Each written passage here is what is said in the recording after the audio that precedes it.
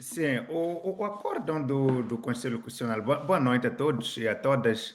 E o acordo do Conselho Constitucional confirmou algo esperado, que é cimentar o regime autoritário em Moçambique, que neste caso se consubstancia através do controle do sistema da justiça pelo poder político. Então, o que nós vimos hoje é o culminar de um processo eleitoral altamente manipulado, controlado pelo partido no poder, e que ao Conselho Constitucional, enquanto Supremo Tribunal Eleitoral, cabia uma função especial, que é travar essa marcha de fraude eleitoral.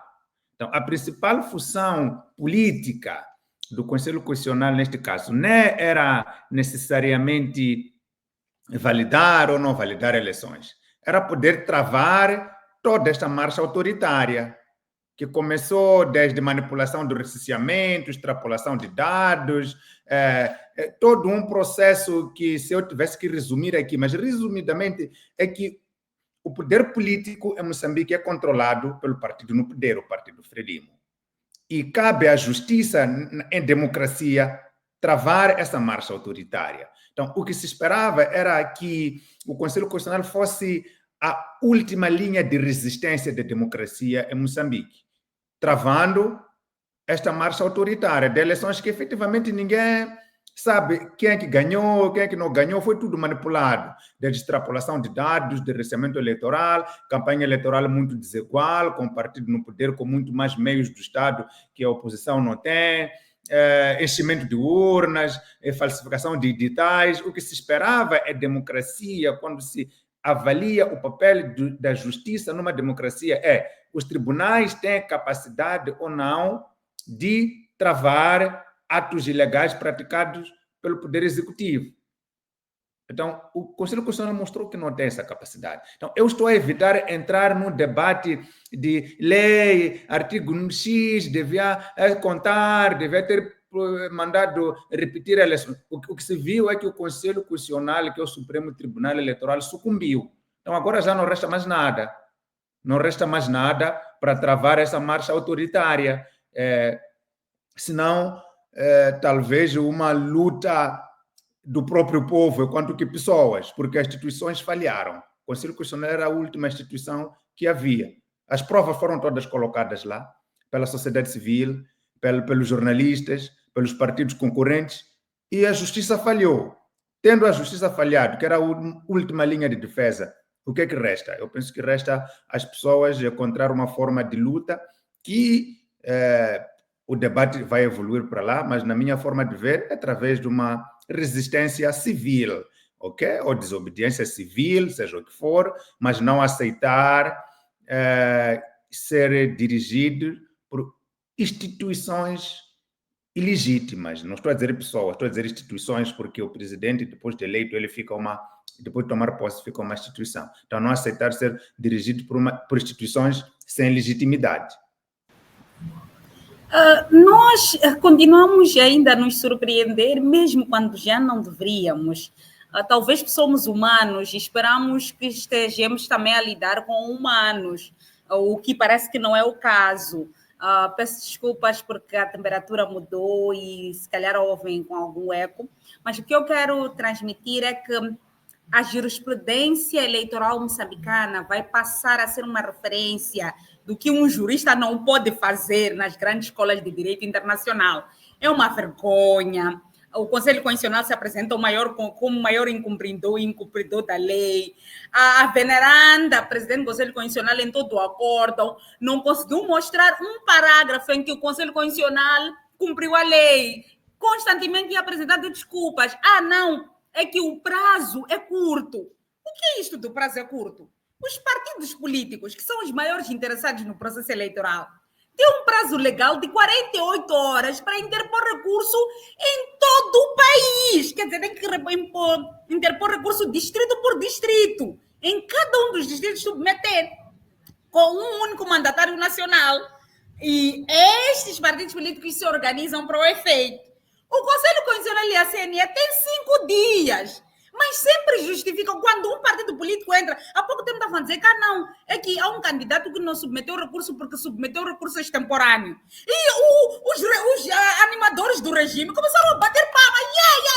Aqui, não podemos tolerar, um partido precisa se organizar, como é que meter recurso fora de prazo? Esse recurso não vai ser analisado. Mas o Conselho Constitucional está a dizer-nos que não conseguiu emitir acórdãos que são de lei no prazo de 5 dias.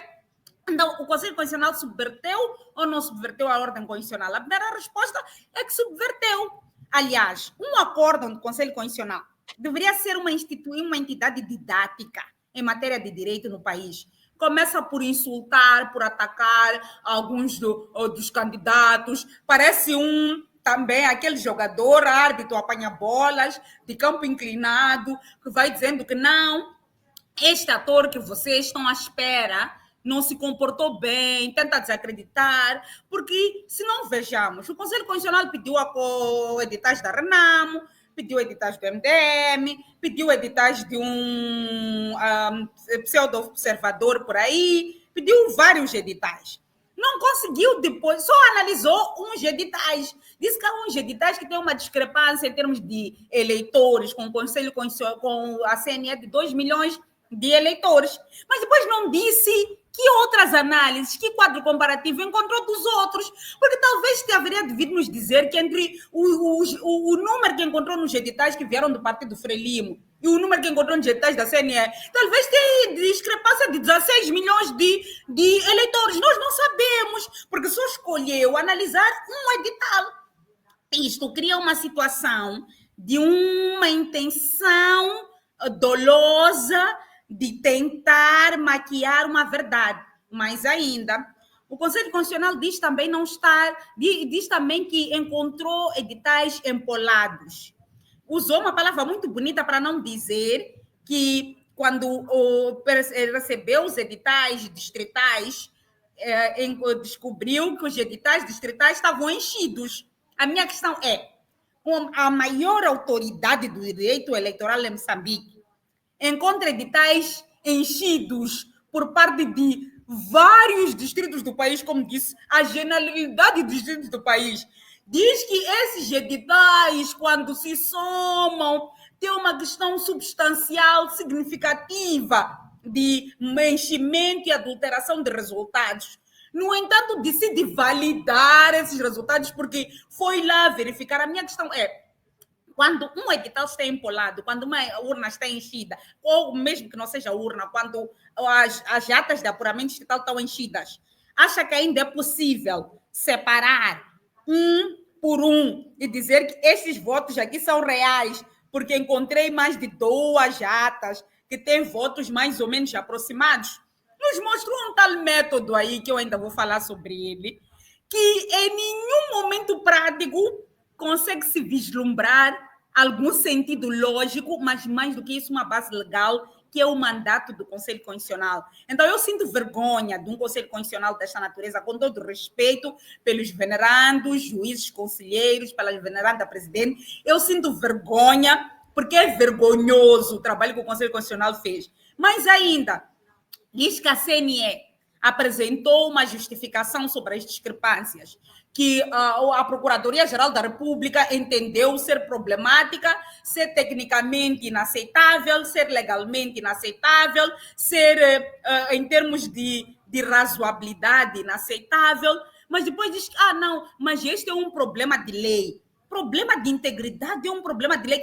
Nas próximas eleições temos que rever a lei. A pergunta é, como é que se revê a lei para resolver um problema de integridade da Comissão Nacional de Eleições? Se percebeu que a Comissão Nacional de Eleições teve um papel negativo e que a Comissão Nacional de Eleições alegou que, por causa do tempo, não teve a capacidade de corrigir as discrepâncias que encontrou, por causa do prazo que era curto, não teve a capacidade de supervisionar e sancionar, mas, acima de tudo, de ir ao terreno. Por que se imiscuiu em fazer o trabalho da CNE, em vez de dizer à CNE, se o problema é tempo, como nós temos até janeiro para validação dos resultados eleitorais, até dezembro para validação, porque não queremos interromper o mandato, ainda temos 2 meses, na altura que recebeu da CNE, em outubro, ainda tinha 2 meses para o 23 de dezembro. Diria, eu estou a vos aumentar mais 2 semanas, mais 1 mês. para a CNE, como não tenha tempo suficiente, ir ao terreno, ir buscar essas evidências, ir fazer a recontagem como manda a lei. Não, entrou num quarto escuro, sozinho, contou votos e vem nos obrigar a assumir que a vontade de um grupo de juízes conselheiros, que nós sabemos como foram parar lá, é a vontade, é a soberania do povo que reside no artigo 2 da Constituição da República. Não vamos brincar com o Estado de Direito, nós estamos a desenhar um futuro sombrio, porque o que estava em julgamento hoje não era a validade das eleições, o que estava em julgamento hoje era a validade das instituições e a validade das leis. Quando os cidadãos percebem que as leis e as instituições não são válidas, é muito perigoso para um Estado de Direito democrático. E nós estamos a fazer um funeral antecipado de uma democracia que poderíamos todos nos unir para construir. Então, é muito que me ofereço a dizer nos próximos minutos. Há uma série de questões incorrigíveis. Quer dizer, aquele tipo de erros irreconciliáveis na postura do Conselho Constitucional, que deveria ser este guardião da nossa Constituição da República, mas que foi um autor de um grande atentado para com a nossa Constituição da República. Aliás, para qualquer pessoa que tem uma capacidade de raciocínio, é loucura dizer que foram validados dados que o próprio autor, que é a CNE, disse saber que não são reais na ata do dia 22 de outubro. Não teve tempo para apurar a verdade, não teve capacidade de cumprir o prazo, assume que enviou elementos falsos, mas o órgão fiscalizante está a dizer que está a validar, porque pediu para juntar uma série de atas e editais, e essas atas e editais não nos disse que semelhanças encontrou, que discrepâncias encontrou, só se concentrou em analisar parecia que tinha uma picuinha particular por resolver com esse tal ator que não nos está a explicar, e no final do dia não nos diz que o empolar de dados eleitorais, o enchimento das urnas, significa afetar a validade do nosso processo eleitoral.